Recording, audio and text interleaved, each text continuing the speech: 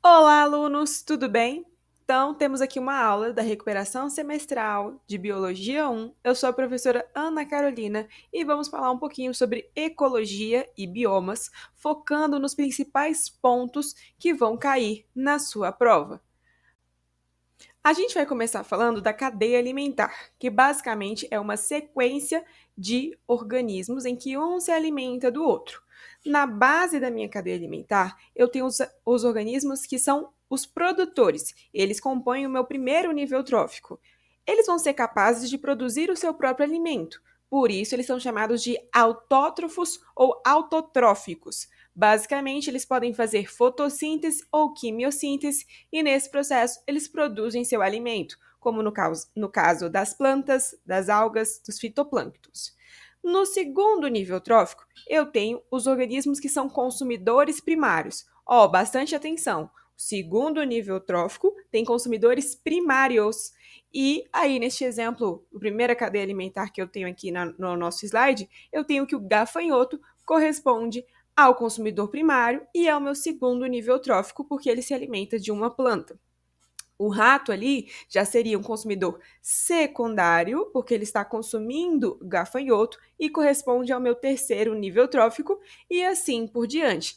Neste caso, o falcão é o animal topo de cadeia e ele seria, no caso, o último nível trófico dentre os animais, e cada um desses organismos pode ser decomposto por fungos e bactérias. Então, aí entra a ação dos decompositores, que já já a gente vai falar.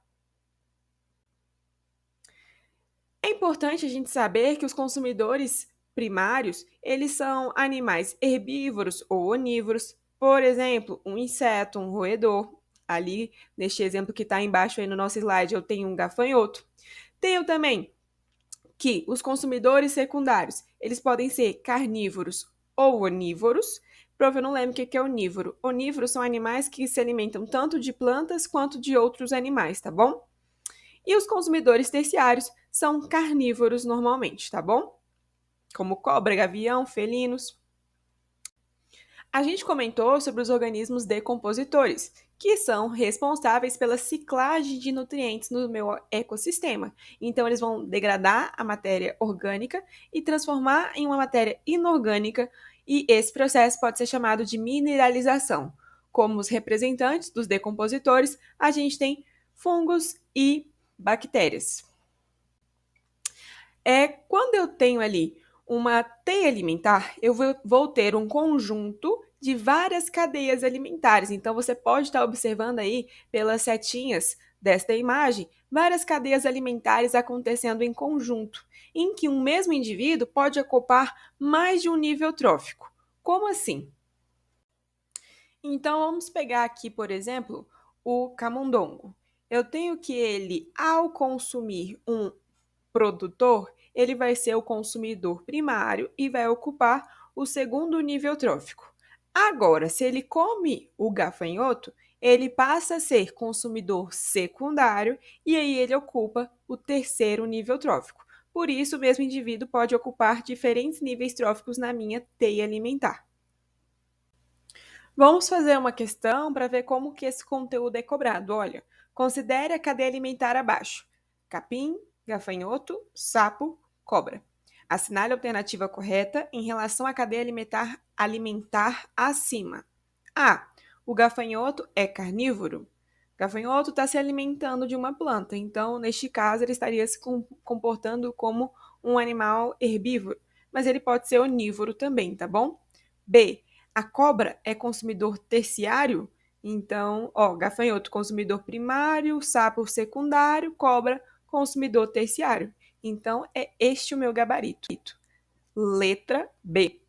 Poderia ser perguntado também em relação ao nível trófico. Por exemplo, o sapo ocupa o terceiro nível trófico. E aí estaria certo, né? Porque capim é o primeiro, gafanhoto o segundo, o sapo é terceiro, mas lembre-se que ele é consumidor secundário neste caso. Ao longo dessa cadeia alimentar, vai haver uma transferência de energia de um nível trófico para o outro. Porém, parte dessa energia é dissipada, ou seja, é perdida. Por exemplo, por processos metabólicos como respiração, fermentação ou até mesmo por processos fisiológicos como excreção, defecção, e essa energia pode ser perdida então na forma de calor. Por isso que apenas 10% da energia de um nível trófico fica disponível para o próximo nível trófico, de forma que esse fluxo de energia é unidirecional, ou seja, dos produtores em direção ali ao último nível trófico, e basicamente a cada nível trófico essa energia vai diminuir, como vocês podem ver aqui nessa cadeia alimentar, em que a porcentagem da energia vai diminuindo à medida que o nível trófico fica maior, de forma que o último nível trófico tem menos energia. Então vamos para a questão 2. Assinale a alternativa correta em relação à transferência de energia entre os níveis tróficos de cada cadeia alimentar. Alternativa A. Uma cadeia alimentar deve sempre possuir muitos níveis tróficos, como forma de garantir a mesma quantidade de energia em cada um desses níveis. Não, quanto mais níveis tróficos, mais você vai perdendo energia ao longo dos níveis, e aí eu não vou garantir uma mesma quantidade de energia nos níveis tróficos, tá bom? Alternativa B. Quanto mais curta for uma cadeia alimentar, menor será a quantidade de energia disponível para o nível trófico mais elevado. Então, quanto mais curta, na verdade, eu tenho menos passos nessa cadeia alimentar e aí eu vou ter uma maior quantidade disponível de energia para o nível trófico mais elevado. C. A quantidade de energia disponível aumenta à medida que é transferida de um nível trófico para o outro. Então, na verdade, ela diminui à medida que ela está sendo passada. D. Todos os níveis tróficos dissiparão parte da energia adquirida por meio das próprias atividades metabólicas e de calor. É isso mesmo, você vai perdendo energia ao longo do tempo. Então, gabarito letra D. Agora a gente vai entender o que são pirâmides ecológicas, que vão representar a quantidade de matéria, de energia, o número de indivíduos em diferentes níveis tróficos. Vamos começar pelas pirâmides de números. Então, elas representam a quantidade de indivíduos, em que na base eu vou ter os produtores e aí no topo eu vou ter o último nível trófico. Então, por exemplo, aqui, ó, eu tenho que essa pirâmide pode ser direta ou invertida. Quando eu falo que ela é direta, quer dizer que a base é maior que o topo. Por exemplo, eu tenho 400 gramíneas. O que é gramínea? Por exemplo, mato, grama, que vão alimentar 4 ratos e esses 4 ratos alimentam uma cobra. Então, isso quer dizer que a pirâmide é direta. E eu posso ter uma pirâmide de números invertida. Por exemplo, uma árvore alimentando vários insetos que alimentam 4 ratos. Então, eu tenho ali que a base, a quantidade de produtores é menor do que a quantidade de consumidores. Então, a base é menor que o topo. Ok, já na pirâmide de biomassa, eu estou representando a quantidade de massa que vai ser utilizada para a produção de energia. Também pode ter pirâmides diretas ou invertidas.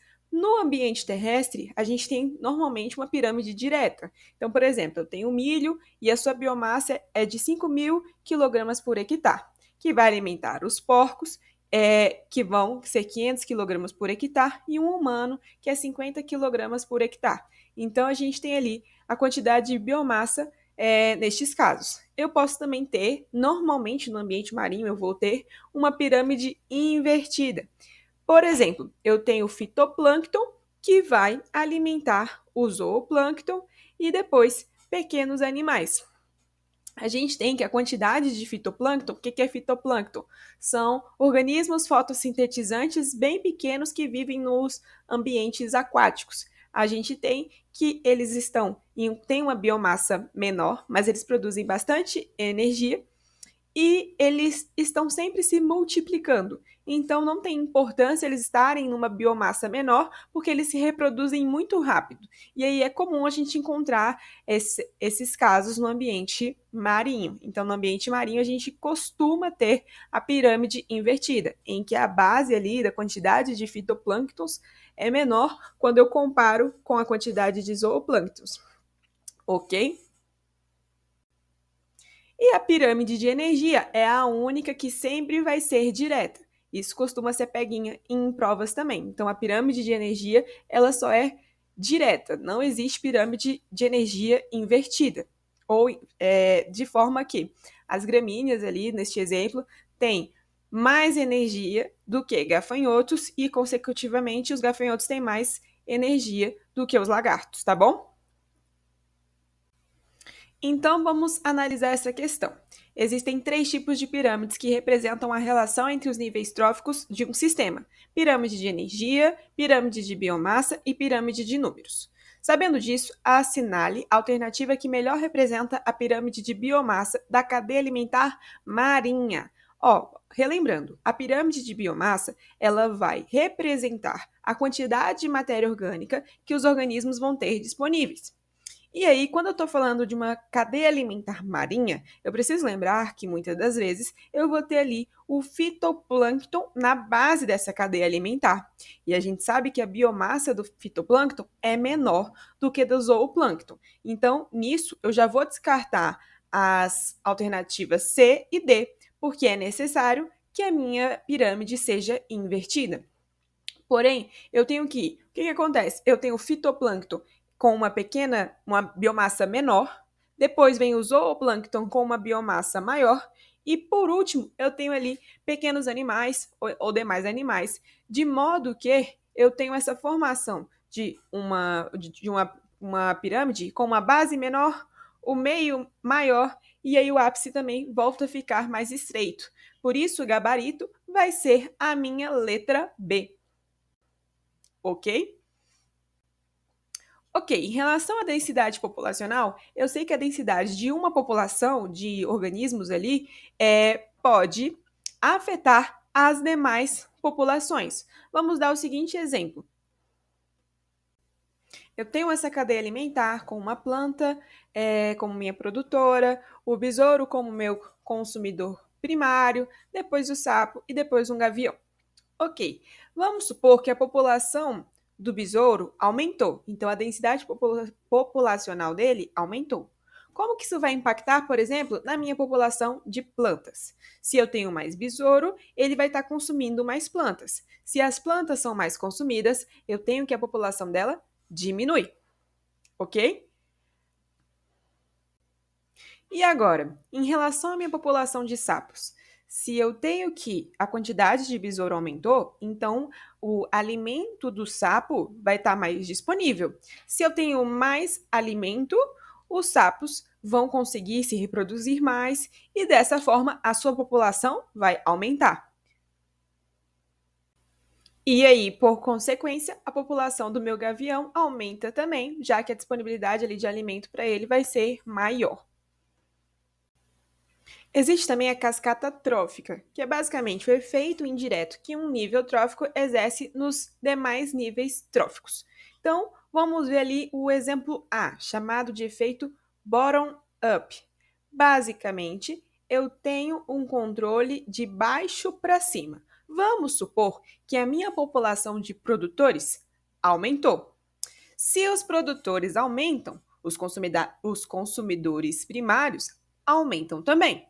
Se o consumidor primário aumenta, secundário vai aumentar e assim por diante. E se por um acaso a população de produtores diminuísse, como isso iria afetar os consumidores primários? Eles também iriam diminuir.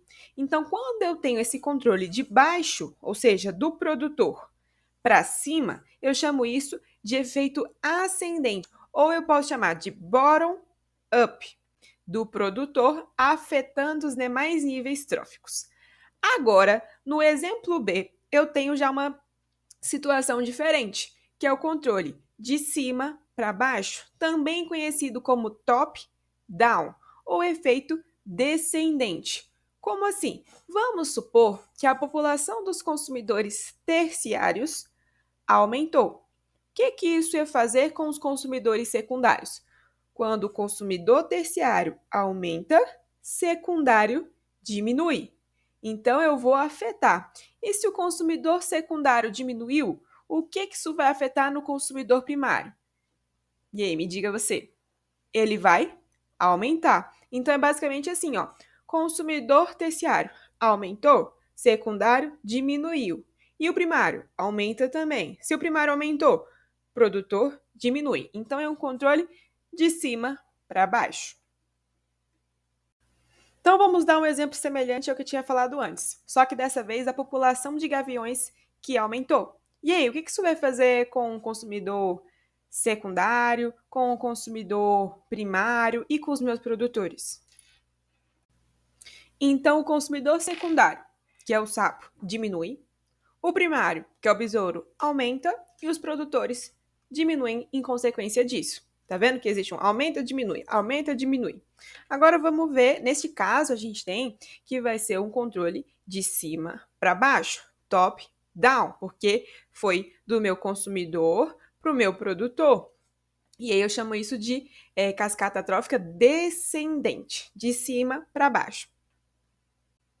E nessa situação, se eu diminuo os produtores, o que vai acontecer com o restante da cadeia? Vai diminuir também. Então, como é um controle de baixo para cima, eu falo que essa cascata trófica aconteceu de forma ascendente, está indo de baixo para cima. Vamos fazer uma questão. Então, ó, pesquisadores avaliaram o efeito do declínio de lobos no Parque Nacional Yellowstone, nos Estados Unidos. Quando esses animais foram sendo removidos, a população de alces se alterou imediatamente, mas também mudou o comportamento desse cervídeo, que passou a se alimentar de plantas em locais em que antes não ia porque podia ser atacado por um lobo. Sem os lobos, pequenas árvores da família Salicaceae e gramíneas passaram a crescer menos, o que resultou na queda de alimentos para os castores, com resultado, diminuição da população desses últimos. O resultado foi a cascata trófica. Com a reintrodução de lobos no parque, passou a ocorrer a recuperação do ecossistema, com as plantas voltando a crescer mais, assim como as populações de outros animais. Então vamos entender o que ele falou aqui para gente. Ó, no início, diminuiu a população de lobos, o que aumentou a população de alces. Beleza. Os alces vão se alimentar de plantas. Então, se aumenta se aumenta a alces, diminui a população de plantas. Ok, só que essas plantas influenciam em uma outra cadeia alimentar nos castores. Se eu aumentei a população de alces e diminuir a população de plantas, o que vai acontecer com os castores? Eles vão diminuir também. Ok, o que ele está falando? E se eu voltar o lobo para esse parque? O que vai acontecer? A gente vai perceber aqui, olha a pergunta. Qual das figuras representa a variação do tamanho populacional das plantas, alces e castores a partir da reintrodução dos lobos no Parque Nacional de Yellowstone? Ó, se eu aumento a população de lobos, eles vão caçar quem? Os alces. Então eu diminuo a população de alces. Quais dessas aí está diminuindo a população de alces? Opa, só D e E. Então a gente já vai ficar ali entre essas duas, beleza? Ok. Diminuir a população de alces. O que acontece com as minhas plantas? Elas aumentam. Então tenho menos alces, mais plantas. Se eu aumento a população de plantas, o que acontece com a população de castores? Aumenta também. Então a gente tem aí um efeito top-down, ou seja, vai ser ali do meu nível trófico mais elevado e influenciando os níveis tróficos mais basais, os meus produtores. Gostaram? Deu para entender? Então, gabarito, letra D, tá bom? É importante saber também o conceito de nicho ecológico, que é basicamente o papel ecológico que uma espécie vai desenvolver, vai desempenhar em seus habitats. Então, eu tenho que isso vai estar ligado a impactos e funções relacionadas a essa espécie, por exemplo, o hábito de vida, alimentação, modo de reprodução, estratégias de defesa.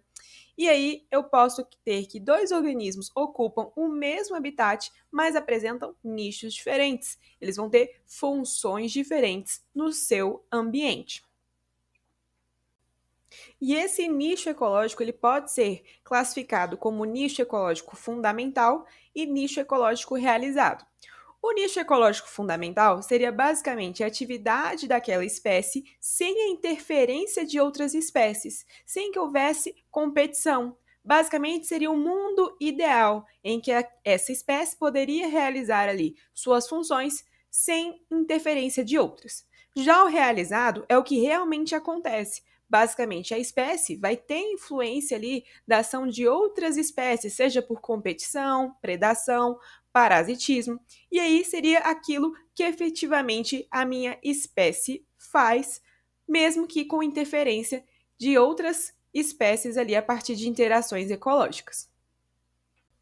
Vamos a um exemplo. Então, aqui eu tenho uma espécie que é a onça pintada. O habitat dela são as florestas da América Central e do Sul. E qual é o nicho? É um mamífero carnívoro, se alimenta geralmente de outros mamíferos pequenos e de médio porte, possui hábitos noturnos, demarca grandes áreas, é territorialista e aí, enfim, vai emitir sons, vai vocalizar. Isso seria o nicho ecológico dessa onça. Entramos agora no assunto dos biomas. A gente vai trazer apenas alguns aspectos e é importante a gente saber também que os biomas vão ser ali uma unidade biológica em que vai ter uma fisionomia vegetal própria, então a gente vai encontrar ali características ali da minha flora específicas e vai ter influência do clima, do relevo, hidrografia e solo. O que você tem que saber de cada bioma? Eu botei aqui pontos importantes. Então é preciso saber o clima, características desse bioma e os impactos que você vai encontrar. Eu vou falar alguns tópicos e a gente vai fazer uma questão para ver mais ou menos como que isso cai, mas é importante que você leia as suas anotações também. Vamos lá. A Amazônia, a gente tem um clima que vai ser equatorial, então ela é quente e úmida. Você vai encontrar uma alta biodiversidade. A floresta ali vai ser densa e fechada, então eu tenho muitas plantas ali aglomeradas, como vocês podem ver na imagem de cima. E por isso, essas espécies vão estar também competindo por luz. Como também acontece até na Mata Atlântica, elas vão competir por luz. O que é importante, os impactos que acontecem principalmente na Amazônia: mineração e desmatamento.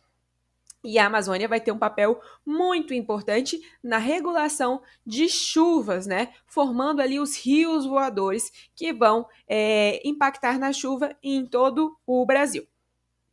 Já a Mata Atlântica, ela tem um clima tropical e úmido. A gente pode encontrar também ali os mangues presentes nessa Mata Atlântica, por isso que eu trouxe essa imagem. E vai ter muita espécie endêmica. O que é espécie endêmica? São espécies que só acontecem naquela região. Então, por exemplo, eu posso falar que uma espécie endêmica só acontece na Mata Atlântica e em mais nenhum outro bioma.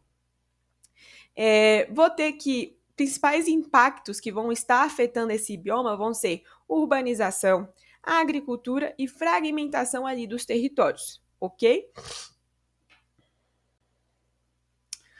O cerrado, bioma em que a gente vive, sempre aparece em prova, tá? Principalmente aqui em Brasília, porque é o local que você vive, então você tem que dominar o cerrado. Basicamente, eu vou ter que ele vai ter um clima tropical sazonal, é semi-úmido, em que eu vou ter estações, uma estação de verão chuvosa e um outro momento ali de invernos secos. Então, vai variar entre esse momento chuvoso e depois momento seco. Você pode até observar aí no nosso dia a dia, isso é muito claro. Vou ter também a característica de ter árvores retorcidas, arbustos, gramíneas, e isso vai depender da fitofisionomia que a gente encontra no cerrado. Os impactos que a gente pode perceber no cerrado são agropecuária, queimadas, desmatamento, né? O cerrado ele coevoluiu com a presença do fogo. E hoje em dia o problema é que a ação antrópica, ou seja, a ação dos seres humanos, intensifica a ocorrência dessas queimadas. Dentre as fitofisionomias do cerrado, você pode encontrar desde uma mata ciliar, um cerradão, até um campo limpo. Que é isso, prof? Então a gente tem. O que é fitofisionomia? Basicamente, são as formas de vegetação que eu encontro nesse ambiente. E vocês podem observar, até mesmo por essa imagem da Embrapa, que a quantidade de água vai influenciar. Normalmente, em regiões em que eu tenho mais água, eu vou observar árvores maiores. Em regiões que eu tenho menos água, árvores menores, troncos retorcidos e adaptações para a sobrevivência dessas plantas neste clima que costuma ser seco, em que você consegue observar que a disponibilidade de água é um pouco restrita ali, né? Por isso que às vezes essas plantas, essas árvores, têm raízes profundas para conseguir alcançar o lençol freático. E aí vamos ver aqui, por exemplo, ó, nesta região a gente vai ver a mata ciliar ali, que vai estar ao redor ali de corpos de água, protegendo esses corpos de água. Depois a mata de galeria, que tem o seu dossel mais fechado, então as copas das árvores se encontram. Depois a mata seca, o cerradão com árvores grandes. Vou começando a ter o cerrado típico, que é esse cerrado ali das fotos, em que você consegue ver essas árvores mais retorcidas. Vou ter as veredas, que também é uma região ali que eu tenho água, disponibilidade de água, até que eu chego nas regiões de campo. E essa região de campo, por exemplo, o campo sujo, eu vou observar a presença de gramíneas e também de arbustos e subarbustos. Então, eu vou ter algumas plantas ali de pequeno porte. Já o campo limpo, a maior parte ali já é só gramíneas. Só ali grama mesmo, tá bom? Quanto à caatinga, o clima é semiárido, cuidado para não confundir isso, ó. O cerrado é semiúmido, enquanto a caatinga é semiárido. Então ela é mais quente e seca. E aí você consegue observar bem uma vegetação xeromórfica. Não que o cerrado não tenha, mas na caatinga você vê as plantas bem adaptadas à seca, né? Ali com cactos que apresentam espinhos, né? Os espinhos são modificações da folha que evitam que minha planta perca água para o ambiente. E aí, a parte que faz fotossíntese nos cactos são o próprio caule. Você vê que na caatinga, né, a gente tem outros biomas que também têm essa propriedade de caducifolia, que é basicamente plantas caducifólias são aquelas em que as folhas vão cair. Então, no período de seca, sim, elas vão perder essas folhas. Por quê? Quando eu tenho folha, eu tenho uma região que vai ser propícia à perda de água por transpiração. As folhas, elas abrem seus estômatos, que são estruturas que vão abrir e fechar para as trocas gasosas, e quando elas abrem os estômatos, acaba que se perde água. Então, uma estratégia é basicamente, em um período muito seco, você perder as folhas porque você evita a perda de água. A gente pode observar isso em outros biomas, mas é bem característico aqui da caatinga. E aí, como a gente tem um clima seco, às vezes vão acontecer fenômenos de desertificação, ou seja, formação de desertos. É o único bioma que isso acontece assim, de forma bem visível, e aí vai ter também influência antrópica. Desmatamento, uso irregular do solo e da pecuária, apesar de que os impactos da agropecuária são muito mais expressivos aqui no Cerrado. Então, olha aqui, eu trouxe até um exemplo para vocês verem como que a caatinga fica em momentos de muita seca, e aí suas árvores ficam todas brancas ali, né, com seus caules brancos, sem a folhagem. O Pantanal, ele vai ter um clima tropical, vai ter momentos mais chuvosos e momentos mais secos, mas sempre ele vai ter planícies alagadas. Então, tem áreas que são permanentemente alagadas nesse bioma. E aí vai ter uma grande diversidade de organismos, principalmente da minha fauna, e temos como impactos a pecuária, recentemente queimadas, barragens, assoreamentos, de forma geral. Já no Pampa, eu tenho um clima subtropical, né? Este bioma está mais ao sul do nosso país, com muitas gramíneas, poucas árvores, você vai encontrar ali gimnospermas, como o exemplo das araucárias, e aí você tem o impacto também da pecuária e de espécies exóticas ali, por exemplo, até teve um período em que você tinha muito javali, uma espécie exótica. O que é uma espécie exótica, prof? É uma espécie que não acontece naturalmente naquele bioma, mas às vezes pela ação do homem, essa espécie começou a existir naquele bioma e aí é difícil porque ela não tem nenhum competidor nessa região. E normalmente ela consegue se reproduzir muito rápido porque ela não está sendo predada por ninguém. E aí faz muito mal a este bioma. Então, vamos para o nosso último exercício. A vegetação natural dos biomas brasileiros reflete profundas adaptações aos fatores climáticos, hídricos e edáficos de cada região. Edáfico quer dizer relativos ou relacionados ao solo, tá bom? Em alguns biomas, como a caatinga e o cerrado, predominam estratégias que reduzem a perda de água, como folhas pequenas ou a queda sazonal da folhagem. Já em formações florestais, como a Amazônia, adaptações envolvem a competição por luz em ambientes úmidos. O pampa, por sua vez, apresenta uma vegetação predominantemente herbácea. Herbácea é a vegetação ali mais baixa, feita de ervas, por exemplo, sujeita a impactos ligados à monocultura e à pecuária.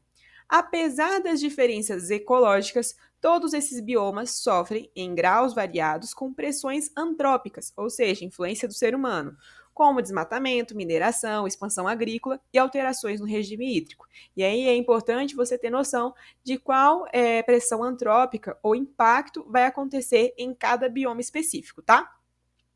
Com base nas informações acima, assinale a alternativa correta. A. O Cerrado e a Amazônia compartilham a mesma composição florística, sendo dominados por espécies arbóreas, perennifólias e solos altamente férteis. Perennifólias é sempre verde, ou seja, está sempre ali tudo verde. E isso não acontece sempre no cerrado, tá bom? Sem contar que o solo da Amazônia não é fértil, tá? O que mantém as plantas da Amazônia é aquela camada de serrapilheira, aquela camada de folhas que fica acima ali do solo. Então não é A. Vamos prosseguir. B. A vegetação da caatinga e do cerrado desenvolveu estruturas como folhas reduzidas, raízes profundas e podendo haver caducifolia como forma de adaptação ao déficit hídrico. Ou seja, tá certinho, Caatinga e Cerrado, eles desenvolveram sim folhas reduzidas, basicamente adaptações para evitar a perda de água. Então a gente chegou no nosso gabarito letra B, mas vamos ver as demais para ver o porquê que elas estão erradas, tá? C. A alta umidade do bioma pampa favorece a presença de espécies típicas de florestas tropicais, como árvores altas e vegetação densa. Não, a gente não tem uma vegetação densa. A gente tem algumas árvores, sim, como o caso das araucárias, mas a maior parte do pampa é feita ali por campos com gramíneas. Então, não. D. Por apresentar clima equatorial úmido e chuvas abundantes o ano todo, a Amazônia não sofre impactos significativos decorrentes da ação humana. Gente, qualquer questão que fala isso aí tá errada, porque tem sim impactos da ação humana, tá bom? E o Pantanal, apesar de ser uma planície alagável, sim, não apresenta variações sazonais marcadas, mantendo níveis estáveis de água ao longo de todo o ano. A gente sabe que vão ter períodos de seca, sim. Claro que sempre o Pantanal vai estar alagado, mas vai ter regiões que vão secar, tá? Então por isso que está errada. Então, meu gabarito é a alternativa C. Queridos alunos, boa prova. Espero que vocês se saiam bem, consigam, façam com calma as questões, leiam com calma e vai dar tudo certo. Estou à disposição para tirar quaisquer dúvidas. Até mais. Tchau, tchau.